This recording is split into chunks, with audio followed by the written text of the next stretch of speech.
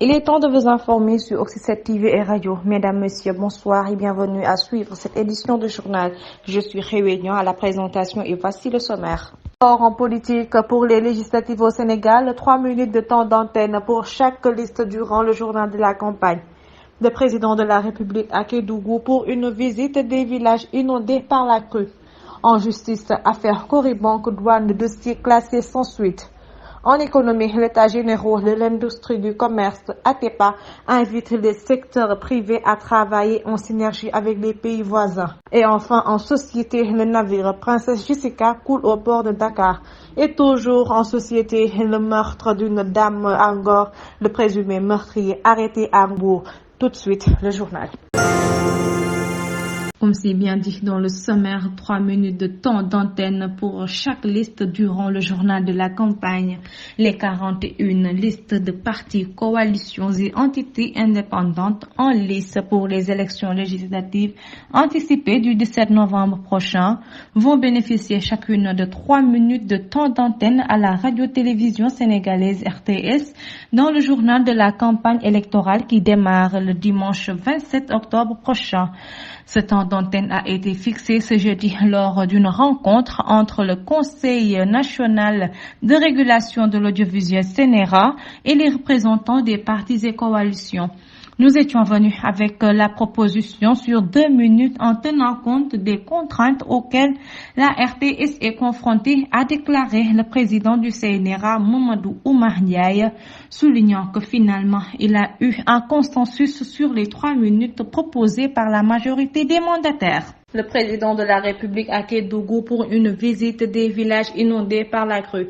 Le président de la République, Bassirou Diomaye Diakhar Faye, est arrivé à Kédougou à bord de l'avion de l'armée de l'air pour une visite des zones sinistrées par la crue des fleuves Sénégal et Gambie.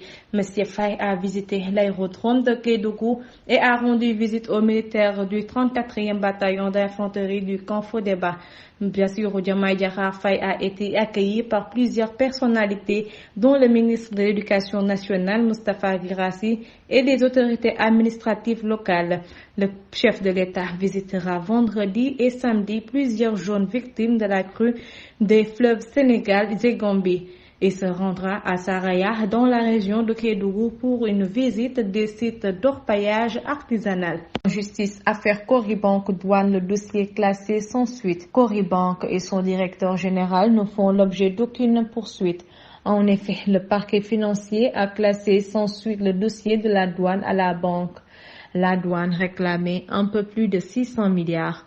La moitié de ce somme représentait le principal et l'autre l'amende. Dans le cadre de l'instruction de ce dossier, le directeur général de la banque Ibrahima Marfal a été arrêté et déféré au parquet en même temps que Khadimba, patron de Locafrique. Également poursuivi par la douane, il sera libéré par convocation. Économie, État général de l'industrie du commerce, ATEPA invite le secteur privé à travailler en synergie avec les pays voisins. Le ministre du Commerce et de l'Industrie, Serine Gueye Diop, a lancé jeudi les États généraux de l'industrie du commerce et des PME à Diamniadio en présence de représentants d'institutions partenaires de l'État et du secteur privé sénégalais. Le président du club des investisseurs sénégalais, Pierre Goudiaby Atepa, a appelé le secteur privé à élargir son champ d'action et de coopération vers les pays voisins, notamment comme la Mauritanie, la Guinée-Bissau, la Guinée-Conakry et même la Sierra Leone. Par ailleurs, l'architecte sénégalais prône une industrie plus souveraine basée sur des productions minières et énergétiques. Enfin, en société, le navire Princesse Jessica coule au port de Dakar. Le site morglace.org affirme que le naufrage de ce cargo abordé le 15 octobre à 21h n'a causé aucune perte de vie humaine. Montrant une photo de 4 marins du navire, seulement selon Sénégal, Princesse Jessica a coulé avec à son bord 2 mécaniciens et un cuisinier. La source affirme que le navire a été heurté par une autre cargo contenant du sucre qui manœuvrait pour accoster au Môle 3. Et toujours en société, ce qui va mettre fin, mesdames et messieurs, à ce journal par le meurtre d'une dame à Ngor, le présumé meurtrier arrêté à Mbour. Fin de cavale du présumé meurtrier de la jeune femme retrouvée morte mercredi dans un appartement à Ngor. Le mis en cause, âgé d'une quarantaine d'années, a été arrêté à Mbour-Ouest, plus précisément dans le quartier de Tefes à la suite de la localisation de son téléphone portable qu'il avait vendu à un homme pour éviter de se faire traquer.